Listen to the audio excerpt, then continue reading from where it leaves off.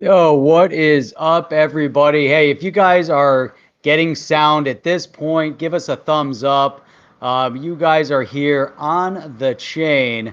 We are live. So if you guys are hearing some volume, not hearing some volume, Yeah, do you hear us? Hello. oh, Yeah, I hear, I can hear something you. weird Yeah, is they going hear us. on.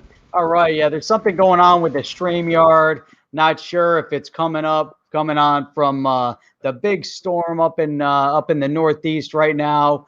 But today we're going to be getting into the Ripple response to the SEC. I know, Chip, you did an amazing job reviewing that earlier this morning. I really dug, everything that you were getting into. Also, some problems over on the Uphold exchange. And we're starting to see some serious blockchain law taking effect over in Switzerland. So we got Big a time. ton of great stuff to go through. So looking forward to every minute of it. Uh, man, man, where is this next thing? Because we're going to hit it. Let's go live right now. Oh, we are live, but let's go. Let's go. Let's go.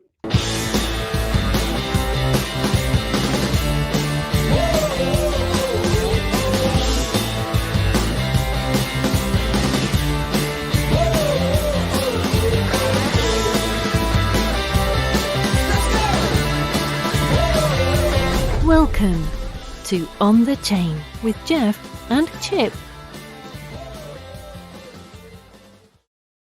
Whoa, okay, we're back. I wonder if they heard that last bit too, because there's just something going on. This platform got acquired.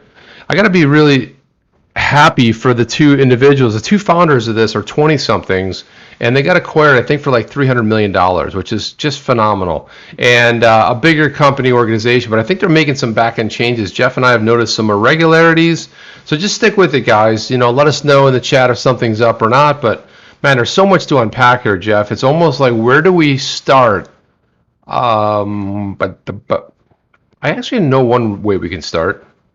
How's Let's play that? the Let's Let's play the play the open let's play one the more open again. time. Let's do it one more let's time, Jeff. One let's more go back. time, Let's go back please. to the timer. You know what? You know what? The timer. Watching the timer without music is It's weird. kind It of trying doesn't. watching the monitoring XRP as it's going up and down. Let's dig in. Let's jump right into this thing. I think first place to start would be that XRP.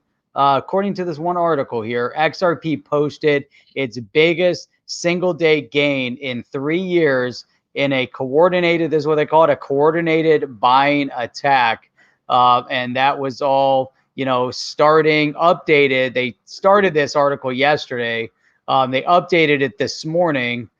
They said there's this, big pump on the XRP, actually hit 50 cents today and then 50. pulled It hit back. 77 cents today, almost 80. Oh, I missed that. That's because we were sleeping, Jeff. I missed the other. I missed the other bit Oh no, of the pumpage. yeah, people know because I mean, if you want to ask anybody, just ask long XRP dump Bitcoin. Hello, Jeff and Chip. No, it actually went up. I think it got close to the 70s from what I've seen. So Man, oh my man, mic is a little bit too high. you're Let me too pull high. it back, sir, down. Let me Oh, see. there Because we go. Oh yeah, that's how's better that? actually. Yeah, okay. So you know what I happened couldn't is tell if my volume was up too low or no, too I have a high. board here and I hit it again and it just like flipped the volumes up. So that should be Dude, better. Thank you, 70, sir, Don. 70 Appreciate that. cents, 73 cents. 73 Dude, cents there, where man. where did I go? Where was I? I should have been offloading all my XRP Yeah, at Lionel. 75 cents. Now it's down to what, 30 cents? By the way, Lionel and I were having a conversation just about 5 minutes ago, maybe 7 minutes ago, whatever it was, and he brought up some really good points about the fact that these exchanges really need to get it together, right? Is it enough to say that, well, well, we had hardware problems, and I understand this. Listen, I've been there. It's amazingly embarrassing. Um, let's put this up right here. So JP came in here. There's a sense of distrust forming within crypto communities regarding the timing of these exchange shutdowns. Surely there will be a report of some data you can share publicly with customers to confirm that this was a genuine issue.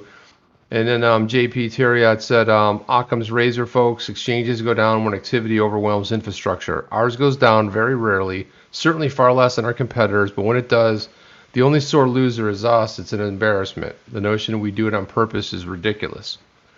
So, I Yeah, mean, that's interesting, Chip.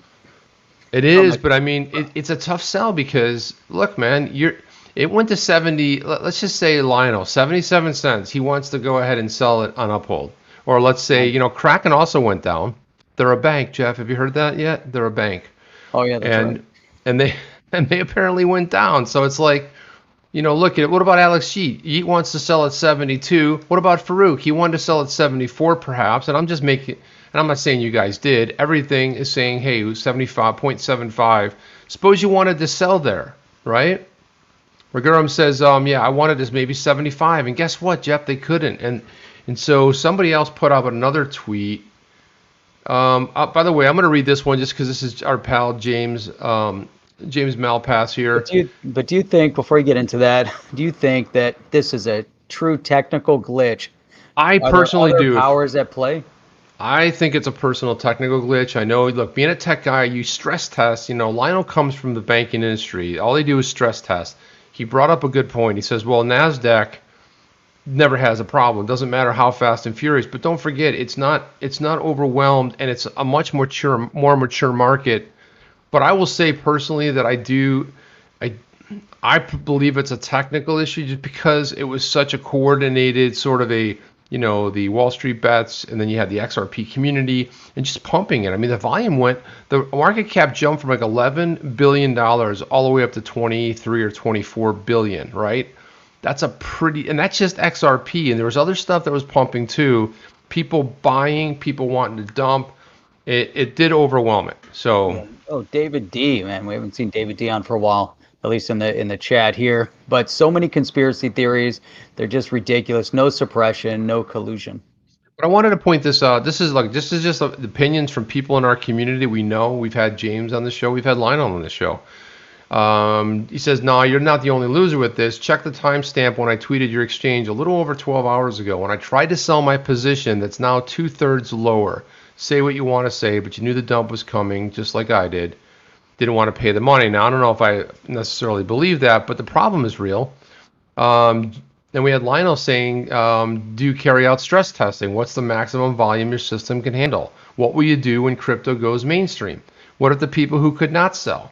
One exchange down, fine. Two going down, coincidence. Three going down, bloody suspicious, and all at the same time. Yeah, but don't forget. Strange.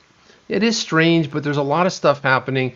I don't look after having JP Terria, the CEO, founder, knowing his background, knowing who he is.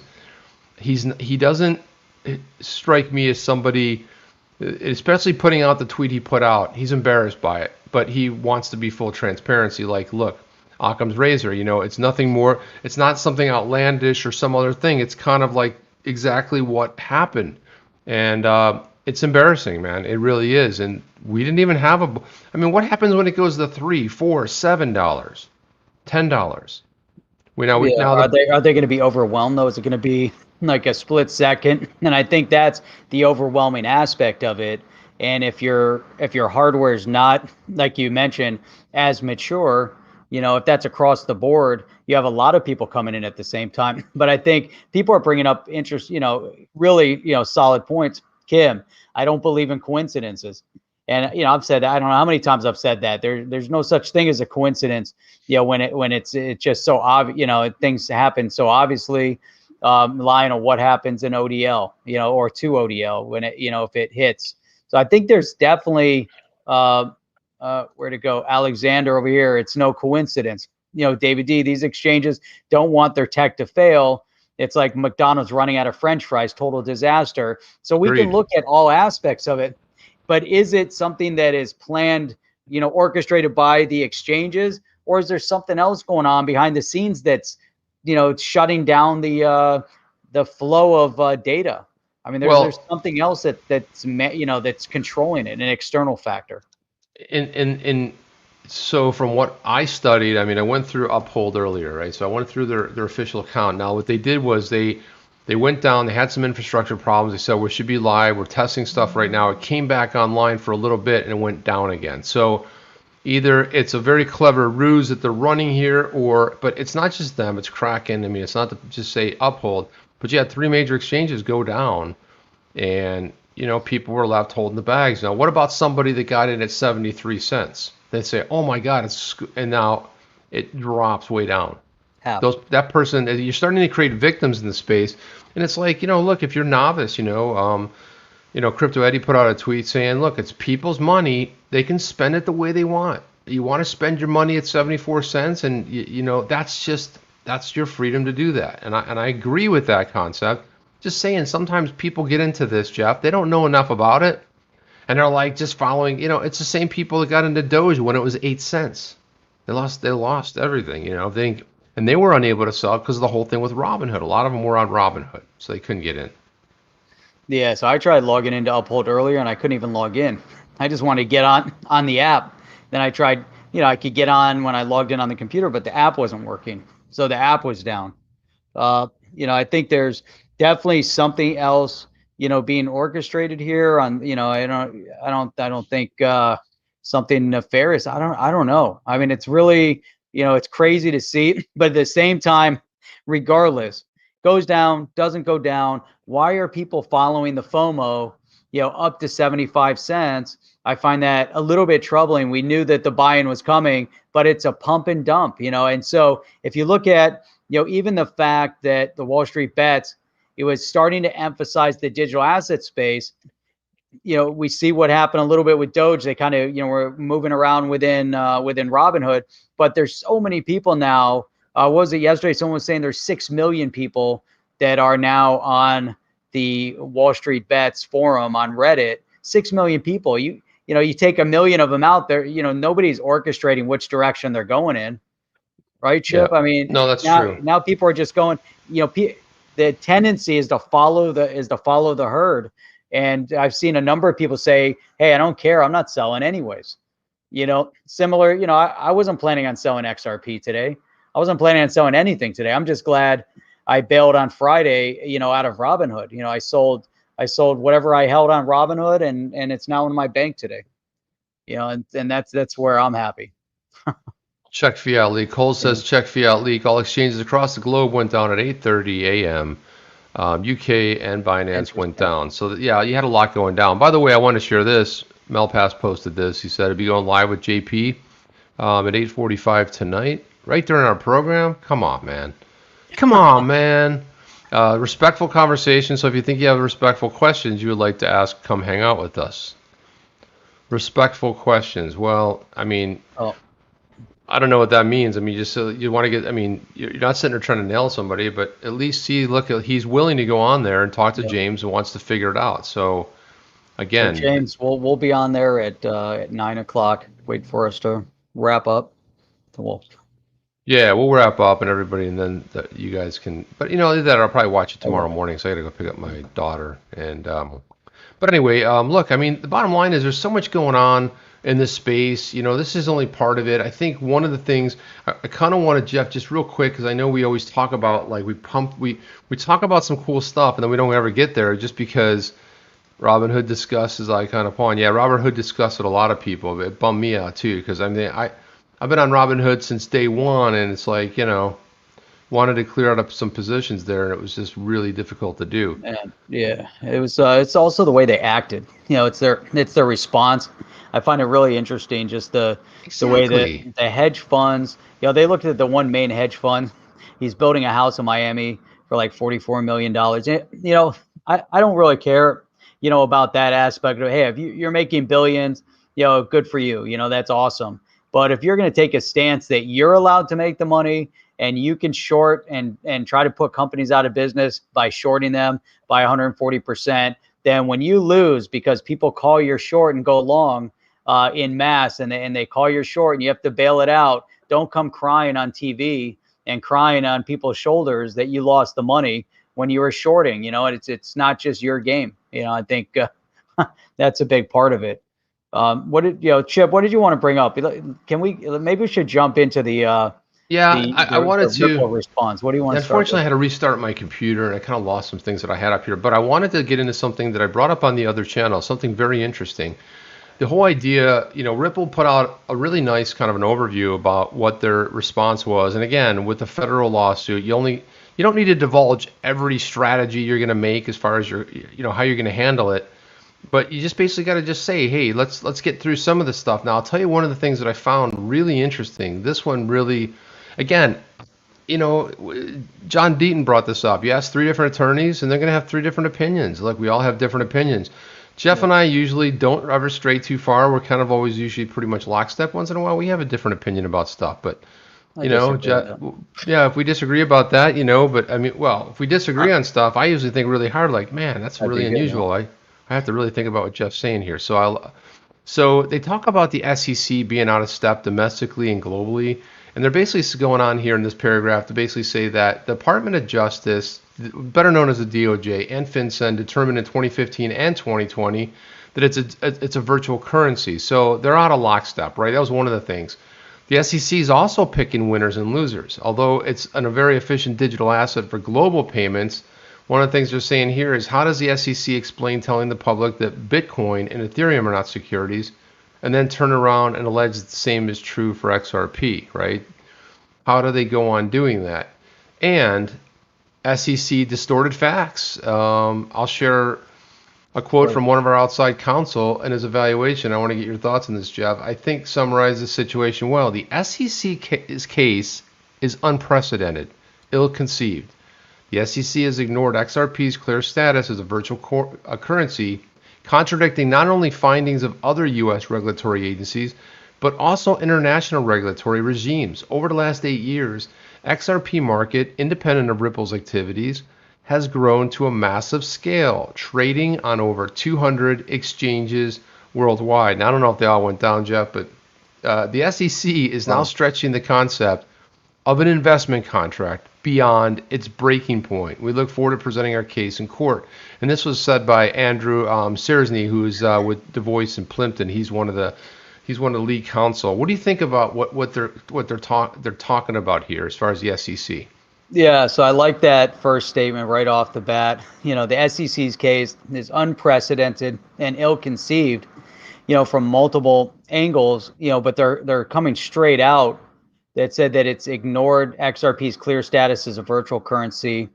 And I think what they're emphasizing there is that FinCEN has come out and made statements. G20 nations have come out and stated that. Japan, SBI, Japan, has come out and stated specifically that it's a cryptocurrency. It's on the currency side. It's not a security.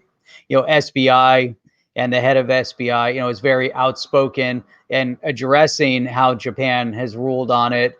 And then the SEC comes out and, it's amazing. But then I like here also, you have 8 years. Ripple has been active. XRP has been on the market. Retail's been buying. Nothing. Not a word. Ripple goes to Congress. Ripple goes to the SEC. Ripple's gone to all these different entities and said, hey, how about a little bit of regulatory clarity? And nothing. They don't say anything. No, that's exactly right. It's been complete silence. Like, it's almost as if they expected Congress to do something. Congress, maybe they thought that, I don't know, maybe the SEC will do something.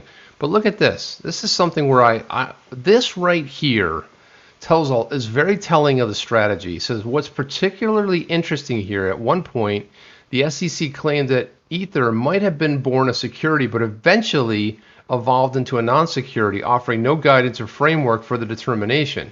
And that they point to right here. This is a digital asset transaction when Howie met Gary. And this is in 2018. This talks a lot about that determination, about saying that it wasn't, and we're not going to have to go on the whole thing, but he says we're asking for the rules to be clearly and for those rules to be applied consistently across the board. Right here, Jeff. Consistency. If you're going to rule on ETH, on Ethereum, and make that statement, then why wouldn't it be equal for XRP? It makes no sense. Yeah, and then this right part right here is when I said, now we've talked a lot about this here. Even initially when we were doing the teardown, I had really noticed when I started looking and seeing that, in 2015, Ethereum Foundation was selling unregistered securities. Now they sent a FOIA request to the SEC asking for more information about how the determination was made in hopes of gaining more clarity on how they came to this initial conclusion about Ether. Now, a FOIA request is a Freedom of Information Act that it allows a private entity to basically request from the government through the Freedom of Information Act and make a request for the actual documentation, right?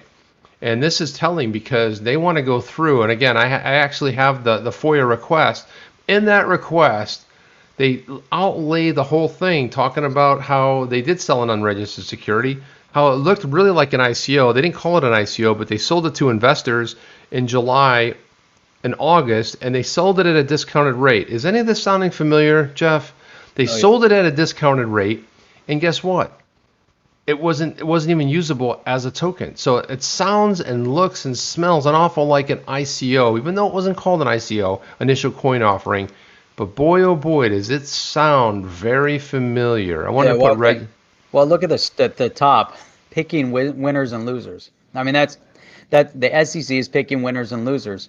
And we're seeing that kind of a repetitive theme within government as of late over the past couple decades. That's exactly right. I mean, who that's the whole thing about picking winners and losers. It should be determined, and the SEC's going after more people. It seems like they become a litigation arm more than looking out for investors and watching a market dump. When we were at 70, 75 cents, yeah, the exchanges failed, understood. But how about the SEC, who failed the investors by not looking out and drops this complaint that basically tanked the market? Exactly. Yep. Oh, look at that. Nice. Thank you, Reg. Yeah, thank you, Reg. Says, I sent the 2014 written fundraising statement to Deaton and Hogan. I will put it in the chat. Juicy investment contract. Yeah, exactly. Exactly what it looks like, Reg. Why aren't you sending it to Chip and Jeff, though? That's what's really weird.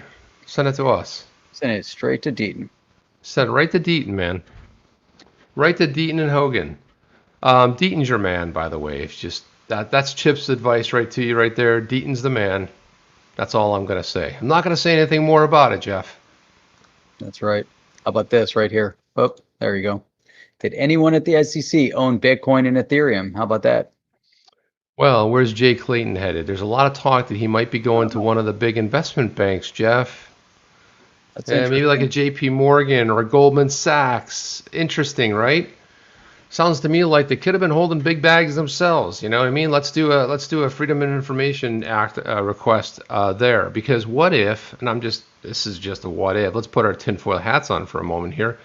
What if you wanted to buy in at a really good rate? What if you accidentally, by your actions? And I'm not saying this is what happened, but if it did happen, man, it'd be a great time to buy, right? You went from 70 cents all the way down. You ride that puppy all the way up again. I don't know. Again, that might be kind of crazy talk to think that. Here you go right here. Here's Atomic Snowflow says Jay Clayton probably owns XRP now. What a great time to buy. Exactly. You know, price manipulation. We saw 2 days of this happening. 2 days of what, Jeff? Of more manipulation? Hey, don't forget. Oh, no, there's another one, did you? Oh, nice. Appreciate that. Home-based income. 1015. Thank you. Appreciate that. Always. Home basal income. Home base income. Home base, Jeff. Home base. Home base. This is OTC is home base for the OTC fam. You can always throw a question in there too, but much appreciated. Hodl till I die. Thank you for that support. Yeah, I really appreciate that. So there's a lot of stuff. I mean, there's all kinds of craziness. You know, I put that video out this morning and I said, February, strap in, it's going to get crazy. Man, it's day one. It's February 1, and if you're over, and if you're Anna and you're in Australia right now, it's day 2. You're already in the future. You're already living. You're already the next day, and it's already getting crazy. It's even crazier tomorrow. Yeah. So Jeff, some of the things you introed, I want to get to this because I think this right here is absolutely just amazing as far as what I can tell. I want you to talk a little bit about this. Let's go into this here. VetBro's here. We haven't seen VetBro for a while. Wow, VetBro. VetBro. Good to see you, man. First of all, phase 1 of Switzerland's blockchain law goes into effect. This right here, Jeff, is pretty impressive what Switzerland's doing. It's big. this two-part crypto and blockchain regulatory framework effective as of today. And I also read another an adjacent story where they're talking about tokenizing wine now. Yeah, you know what? I was reading that. I pulled it up on my phone here, and it was interesting. Yeah, fine wines become first tokenized securities under new Swiss blockchain law. That's really Wow. cool. Yeah, and what are we doing over in the U.S.? Well, if you're the SEC today, you're now prosecuting 3 people from 2017 or 2018. That's something else we have to show. But again, are they a litigation arm? Are they gonna provide guidance? It's just crazy to see this. So on Monday, Part 1 of the Swiss blockchain law covering company reforms went into effect back in December of 2020. The country's parliament, which is like the equivalent of our Congress here, they passed this expanded regulatory framework for crypto and blockchain technology. And what were we doing, Jeff? I have no idea what we're doing. Nothing. We're tripping over We our were shoelaces. doing nothing. Tripping over our shoelaces, exactly.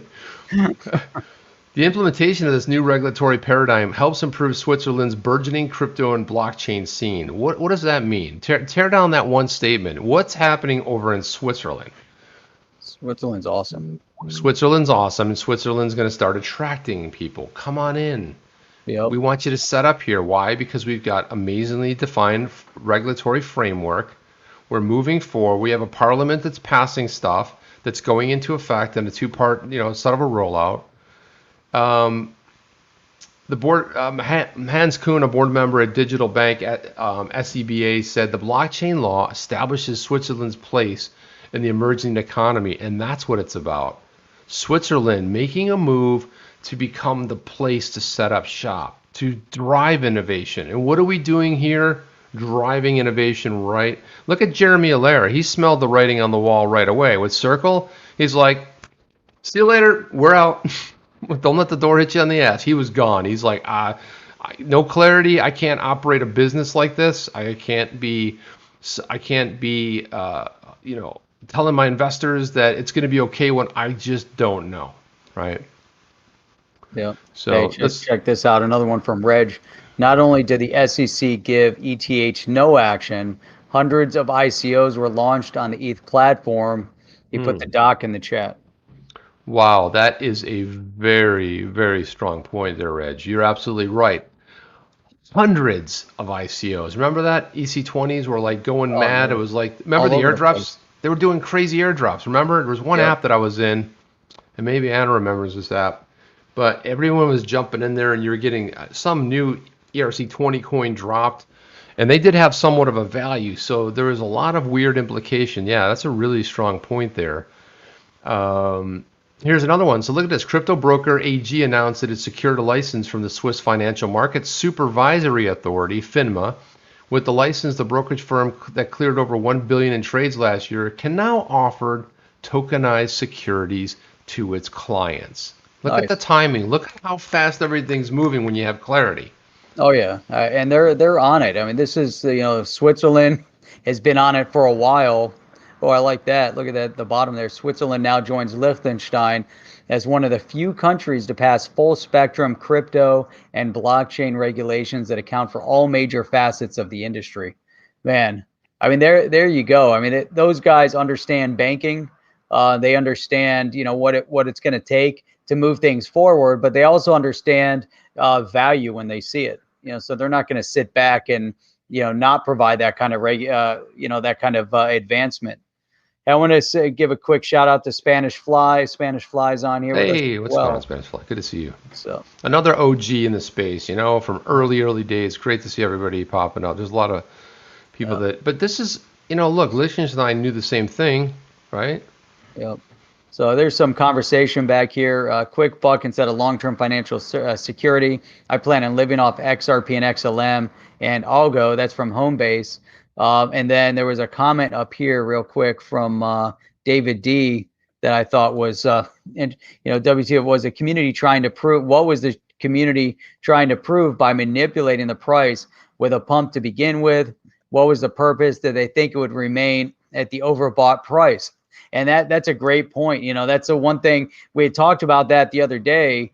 People were commenting about what was going to happen with there was a Telegram group but it was so short term, and you don't know who's involved in the Telegram group. You have no idea what was going on, and I think that, there were a lot of people involved in that group. Wall Street Bets developed over a long period of time. We're talking about, I think it was around since 2012 on Reddit. And this, it wasn't just overnight. All of a sudden, Wall Street Bets came together to, start trading GameStop. So they've kind of developed the culture. They've developed the expertise and proven, some expertise within that conversation.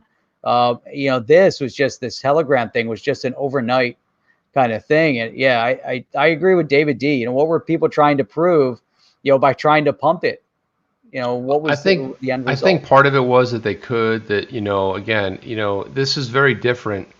This is very different than what happened with pumping, like, some of the other stocks. Discovering something over leverage, a short 130% is very different, and coming upon that and using some real world strategies. But to say, yeah, let's pump. To me, it's just, look, it is what it is. Look at Vetbro says, hey, I hear rumors are trying to pump ADA next. Like, quit messing with my bags. Yeah, but it's all artificial. That's part of the issue, is that it's artificial. Now, it is bringing some recognition, I guess, but, it's also bringing some unwanted recognition where, XRP, now XRP, they're pumping that, they're pumping this. I saw a few people out on the internet today saying, well, I was really shocked. I thought today would be the day. The day for what? Where it was artificially pumped, where the market cap went from 12 to 24, almost 24 billion. It's artificial. Then you see it's dropping right back down again. Here's soft metals. I think the price was just a publicity stunt. Everyone is talking about XRP. I hear people all over. They had no idea. A guy, no idea, was into crypto. But that's interesting. This is like, it's kind of, so here you have, individuals that are fired up and are talking about something to pump it, right? And then the SEC is looking in on Reddit and saying, oh, we need to investigate these individuals. Maybe we need to look at the hedge funds and look what they're doing with the shorts.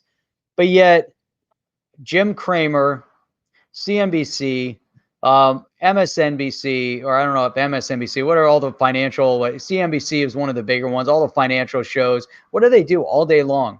They're just pumping stocks up and down, and by the time they're talking about it, especially Jim Cramer, I single that one out because he creates so much hype, but by the time he's talking about the stock, it's already too late. There's people that are probably paying the bills for that show, that have already, bought in, and they're unloading their bags by the time the retail comes in. Why aren't they looking at the media? Why aren't they looking at the many articles that get written in the Wall Street Journal or others, that are creating a little FUD and FOMO? But you're seeing all the time, I see this, news about different stocks nonstop online, in big publications, but they're not focusing on them at all, trying to pump or whatever. No. Well, look at this, Jeff. This gets really even deeper, right? The way you see this, I don't know if you got wind of this one yet. The SEC hired Melissa Hodgman. She's named the acting director at the Division of Enforcement at the SEC. Now, that name may not strike a bell with you, but do you know the name Peter Strzok? Well, guess what? That's his wife. So she's now going to be responsible. Full circle. Here you go. Now she's going to be the one responsible. Seems like you might want to stick away from that hire just because of what's going on. I don't think we need to get too much into it, but anyway, it's not a good look. Given that, if you guys don't know that backstory, you can basically Google Peter Strzok and you can read all about it. But again, this is a very troubled hire in my opinion. Jeff, do you disagree with me? That what? That this is a troubled hiring right here. Oh yeah, I mean, without a doubt, it's not a good look, right? It's not. No. It's not, no. So here, what else? Keep it in the family, and I think Moonbags here is saying, he's swamp bunch creatures. Of swamp creatures. They try to keep it all together. But here, here's one, Justin. There's a bigger story to be looked at. The exchanges and the regulators are needed to be looked into. Well, that's great, because who's going to be looking into it? Who's going to be looking into it? There you go. There's who's going to be following the enforcement. Do you have a question? I can't think of any that would produce any meaningful results, which is why I kind of brought this up. Now, what's the SEC doing? Well, they're charging 3 individuals with asset fraud. So this is going back to December 2017 and 2018. You had the founder of Start Options and Bitcoin 2Gen, basically blah, blah, blah. They basically defrauded hundreds of retail investors out of more than 11 million through 2 fraudulent unregistered digital. Now, this right here is what the SEC is supposed to do. It defrauded retail investors. So it's kind of interesting that this is coming out now. They're actually doing what they're supposed to do and go after people that are defrauding investors. Now, it's 2 years later, but better late than never, right, Jeff? Yeah, sometimes it takes time to build a case. It does. Yeah, it does. And to go into it the right way, I suppose, right? Yeah, yep. Yeah, so the one thing I'm looking at this space, and we're looking at what's happening, and it's what a lesson. I mean, talk about an education. So many people on here. It'll be interesting to see how many people here, a couple years ago before getting into crypto were this deeply involved in the economic movements of the markets on a regular basis. But as soon as you get involved in the digital asset space, we realize that it's so much bigger, right? Especially as the whole world is gearing up to move in the direction of crypto. But then to sit here, everyone's digging in and being a lot more observant as far as who's heading the SEC, who's getting it, appointed to what the CFTC is, what the OCC is, what FinCEN is. I'm at, there's so many of these acronyms that if you're, studying, for your MBA, you're not even covering a lot of this stuff. It's amazing. I know that, or you might have remembered it and you forgot about it. That's exactly right. Now, the other thing we saw, you mentioned the CFTC. They're also making some news as well because they're closely monitoring, Jeff. They're all of a sudden, they're very concerned about this whole thing, what's going on with silver, right? So interestingly enough, they're monitoring it closely. The recent activity in silver, well, what's happening there? Well, what has been discovered is the massive shorts by banks that if they can hit $75 in silver, they will crush most banks out there. So is the CFTC concerned about who exactly are they concerned about? They're communicating with fellow regulators, the exchanges, stakeholders to address any potential threats to the integrity of the derivatives market. Well, what's happening? People are buying silver, Jeff. So how is that? What's the threat? It's coordinated. There's no law that says people can't talk about, let's all go into silver. Yeah. And that's what we saw happening. We definitely, saw some big movement into silver. I mean, that's, and it went up. The last I saw silver, it was up like 10%.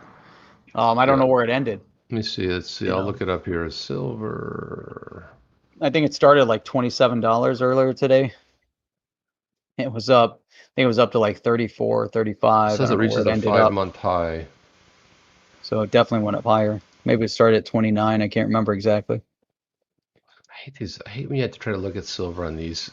Oh, here we go. Here's a better one to look at it on here. Like Kim is saying, the only crypto I had heard of before last June was Bitcoin. And then I like this, Frogadelic saying, I need more time in this space. My emotions mess with me too much. That's a good point. So so what is this? 25? What do we hit? What's the high here? Here we go. Where'd it go? Oh, Sarah, if silver was the funds laying a trap, they sold the top to cover CME AMC losses. That could be, there's so much. It's unreal what's going on. Man, I don't know if this is 100% unprecedented, but to see, the directions it's coming from is unprecedented. To see retail being able to offset, these shorts, and now I've seen it across the board. It's unbelievable. Yeah, it went up from 25 to about $29 at its peak right there, roughly around $29.50 at January 28th. It was around 25 USD an ounce. So yeah, a little bit of a movement there, but again, everyone starts getting nervous, and what we're really finding out is how it's all stacked against you, right? How it's all coordinated and manipulated. And it's like, who are they going to rush to save?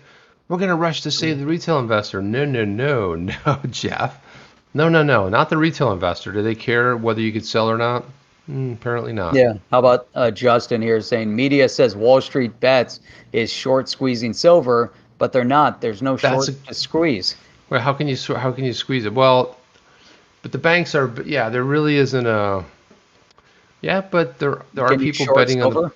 there are people betting that, you know what, that's a good question because I've read contrary stuff on that saying that you could bet on, but that's a good point. I don't know if you can or not, Jeff, to be honest with you. In the metals. But the bottom line is that, where's this one? There's something else I wanted to pull up here. Yep. While we're waiting. Here it is. Holy cannoli. We had so many stories for tonight. There we go. So this one is something, the Kraken exchange. Saw this one? There's another one. It brings its spot price data to DeFi via a new Chainlink node. So it's pretty cool. Kraken's connection to the Chainlink network allows the exchange to broadcast its price data for use in blockchain-based apps. So it's kind of like what an API would do, like a very similar type of a deal. But again, it can broadcast it in real time, so you're probably going to get better. Chainlink's built-in cryptographic signaling capability also means users will have access to on-chain proof of any data originating from Kraken's platform. The Oracle rates can provide real-time price data feeds for decentralized apps, including derivatives contracts, lending payments, and stablecoins, which is kind of cool because now you're going to get exactly the real price. It's not going to be delayed. It's not going to be 5 minutes behind. It's going to be real, and it'll be in so that's what their Oracle rates provide. And then they so by running this Chainlink node, it does allow them to broadcast the Oracle rates to Ethereum and other blockchains. So this is what we're starting to see, a big thing happening here, which is pretty interesting, man. A lot of levels. I like that. Hey, there you go. You got it. Lastly, so Reg Mabry says, hey, lastly, from the doc in the chat, ETH sold ETH from their website. Nobody sued for $50 loss. Yeah, but that was partly because they were probably going for a class action suit to try to have everybody jump in. Crypto Eddie was saying something along the lines that she believed that it was probably for the good, so everybody could jump in a class action type thing. Reg, I'm trying to find your. I want to post that doc again because I want to pop it up on the screen here. I want to look at it. I didn't see it. Unfortunately, you know what? I have to pop it on my other chat because sometimes this one doesn't show it so well. But throw that in there. Michael saying, I didn't know I was getting involved with DC Gangster buying a bit of XRP. That's pretty. See, you didn't. See all the things you guys don't know. It's interesting. Apex a while back was asking. He said, I wonder how Chip and Jeff end up meeting and basically starting the stream together. And probably a lot of people in the channel now, a lot of the new subs probably don't realize, we actually met up about, what was it, 2 years ago? Is it 2 years ago already? A year ago? I want to say about a year and a half, maybe a year and a half ago, probably. Year and a half ago over the Token Taxonomy Act. So obviously in the same space, streaming, both of us were making videos. And so we're in a chat group together. And what was that one? I don't know which one it was. Was it? We were actually in one with a lot of the other YouTubers, and it was all about we were really closely monitoring what was happening with the token taxonomy, stuff that was going to push regulation. So we wanted this whole regulatory. I think it was like a regulations type of a chat group. Yeah. So we started talking, and we were watching each other's videos, and saw obviously through the conversation, I agree to a lot of stuff. I said, hey. You want to make a video together? And I said, it's going to be for a congressman that's working on the Token Taxonomy Act. And so Chip thought it was a great idea. So I thought it was a great idea on a Friday at 5 o'clock. And then Jeff, when do we, by the way, Jeff and I are the only ones communicating mostly out of this whole chat group. And there's a lot of other well-known YouTube personalities. And so I go, yeah, let's do it. And I go, when's this due? He goes, like Monday morning. I was like, okay. Doesn't give us a lot of time, really. I mean, there's not an awful lot of time that this is going to provide for us. So that's pretty awesome. So we ended up getting a whole bunch of people together for the video, chopped up the video. We spent the rest of the weekend, spent a day editing, and we were able to deliver it Monday morning, which was great. And we got that to Congressman Warren Davidson's, one of his main staff members over there, that was actually one of the original architects or writers of the Token Taxonomy Act. So that was really cool. Yeah, what's really cool is I'm going to pull it up here. I'm not going to play the whole thing, but I will play a little bit. And Jeff, make sure I hit the share video. Here we go. Right and here. the volume. And the volume. Let's make sure the volume is up. Yep. Let me do this. And where's the trusty volume? There it is. It's all the way up. So I'm going to play a little bit. Tell me if you hear some sound. Did you hear sound or no? You got it, Apex. Did you guys hear sound or no? I don't even see the video. You didn't even put it up. Oh, sorry. Hang on a second. There we go. Let me know if you hear sound. Do you hear sound or no? Yeah. Yep. Okay, there we go. We are at the brink of a new tech revolution, a new tech boom, very similar to what took place in the 90s with the internet, which yielded giant corporations and new emerging technologies and new industries, such as companies like Google and Amazon and eBay and many others. The very same. And one of the reasons we put Tony from Thinking Crypto is because he really what he said. And again, we didn't tell anybody what to say. We just talked about the benefits of. That was pretty much the framework we gave people what to talk about. And like he set the video up right here, and let's listen a little more. The thing is upon us with blockchain and cryptocurrencies. Blockchain technology is growing at a rapid pace and referred to. Who is that guy? He's all dressed up, looking good. I have no idea who that is. Man, look at that. By sharp. Technology experts as a revolutionary technology that really may be the most important technology of our generation. Unfortunately, many of the revolutionary companies that were actually built right here in the US are in fact fleeing the US to other countries which are considered to be blockchain and digital asset friendly countries. The US is lagging behind and the gap is widening. And nothing's changed, Jeff. That's the best part. They're still lagging behind, you know? It's unbelievable. That's unreal. It's cool to watch this after some time. But again, this was going to be played to Congress to explain, a little bit with the token taxonomy. And I want to thank everybody you see appear in this video because it was great that we were like, I'm calling people and Jeff's calling people. And we're trying to get the video in. And we're editing late on a Sunday night. At a faster and faster pace with each day that goes by without direct government regulatory clarity. Countries like Switzerland, Thailand, Malta, and even states like Wyoming are embracing this technology with a blockchain-friendly. Oh, don't worry, you can laugh at Jeff, but wait till you see me. That's like the most low-tech of all, and it is horrible. We'll laugh at it. It'll be fun. And really clearly defined government regulation. Not only that, if you actually do the research on blockchain technology, you'll realize how much friction it would relieve within the health industry, record-keeping industry, government, financial, and many things abroad. With regards to farming, cryptocurrencies can solve a very big problem. My family manufactures, grows, produces, and ships perishable cut flowers. These American-grown products, with the help of the United States Department of Agriculture, has been able to source customers around the world. The problem that we have is to get paid for our products. When they're received by our customers, the time that lapses for them to pay us so that the cross-border payments received in our bank accounts here in the United States of America sometimes is as long as 40 to 50 days.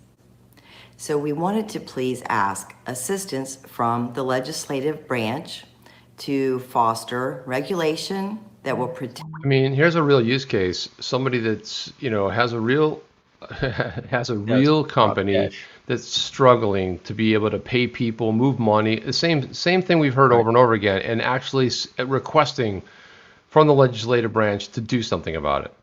Protect farmers like myself. And I think the point can be made easily when we take a look at Ripple, the great American company. They're a leader in blockchain and digital asset development. Every single month, they conduct a transfer from their escrow account. Last month, it was for $300 million. The transfer took under 3 seconds to complete, and the cost was under 1 penny. Under a penny to send $300 million. And when we compare that to a single mother who's just got paid from her job and she needs that money today to take care of, to feed her family. And she has two options. She can deposit that in her account and wait 2 days for that $500 check to clear.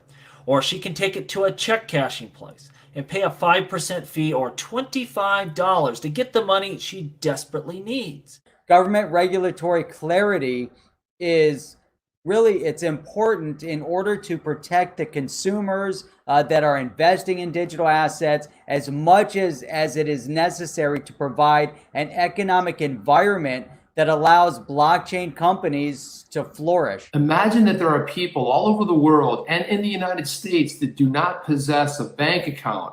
Now, many of them do have a mobile phone in their pocket. Suppose you come to this country and you're working hard and you want to be able to send money back home. You could pay up to 10% in fees alone. With cryptocurrency, it's instantaneous or near instantaneous. Within a few seconds, and you're basically paying pennies instead of 10% of the total fee you send. This is an important technology for everyday individuals, for the poorest of poor, to the most valuable of companies. If we are going to compete on a global stage, we need this technology. But we can't expect our best, our brightest, to put their time and money into this arena if they do not have the regulatory clarity to define what this asset class is, how this technology will be governed, what is legal, what is not. It's time that the United States really take that leap forward in order to set a positive example for the rest of the world to follow. So please, please assist us in the United States of America to remain the leaders in this global trade environment. Please do your due diligence and research, and don't just, accept the first thing that you hear about cryptocurrency. There's a new world out there being discovered, and there's a new world being built as we speak. With your help, America can catch up and participate in the world's most amazing technology so that there can be financial inclusion, transparency, and economic opportunities like never seen before. Thank you. Wow. Holy cow. That was so awesome. That was What was the date on that? Oh, that's a good question. Let me And while you're doing that, I think we have a challenge. What's the challenge? Maybe a video of the no more videos, Jeff. Maybe a video of the community from around the world, not just around the world, cow, to the Jeff. SEC, showing real people they've hurt by their inactions, then actions, and we're supposed to protect. Maybe somebody at the SEC has a conscience.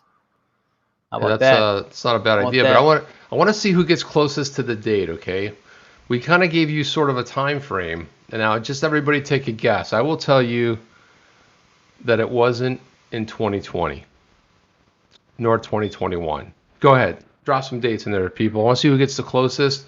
You got to put the month and the date. So if it's December 3rd, you got to put December 27 or December 25 or something like that, so we know, because I know Europeans write it different than Americans, and you can screw up. But throw some dates in there. Let's see who comes close. So yeah, here we go. Here we go. January 2019. It's kind of close. This is a little bit further away. That's a little bit further. September. Okay, that's too early. David D's too early on that one. This is way too early. So we're getting way warmer here. Thing 5, 6, 7 with the 2019 is getting a lot closer, and this is way early. The closest one I've seen so far is this one right here. That's the closest one we have, home base. There we go. So guys, I will tell you it's slightly after that, but that is the closest guess right there. Man, that was a great video to make, and think about how, it's a while ago. I mean, and everything that we said then is still relevant today. And it was such a, just the way, man, it's just awesome. Going back and seeing it, just man, that was really pro. Great job. By the way, yeah, well, Great job to everybody involved in that. We need to make another one of those. Okay, someone nailed it, and all of a sudden I cannot find it. Man, I hate when that happens. Hey, Chip, you want to make this really cool video? Monday, we gotta hand it in by Wednesday, though. I'm gonna go with no.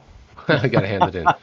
No, but man, someone did nail it. It's unfortunately they're going very fast now. Someone guessed April 2019 right there. UK presents. It was April 2019.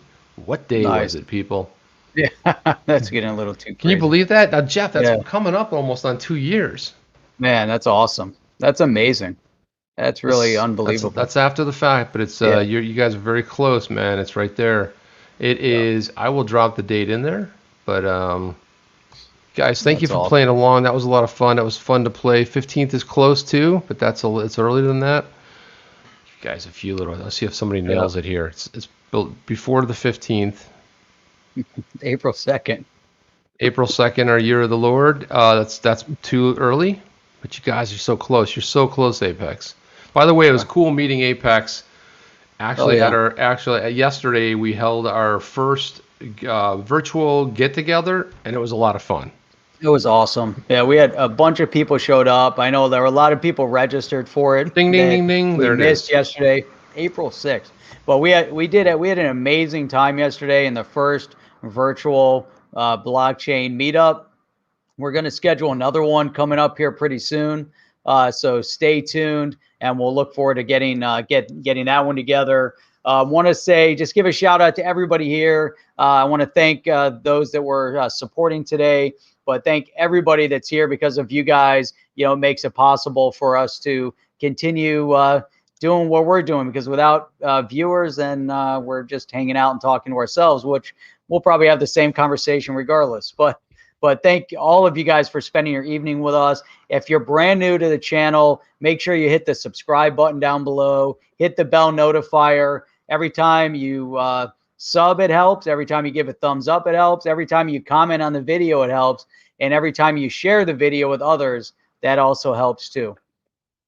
Yeah, and also too, I'm thinking, Jeff, why don't I just drop this in the chat so people don't have to go look for it, just so they can see it. There you go.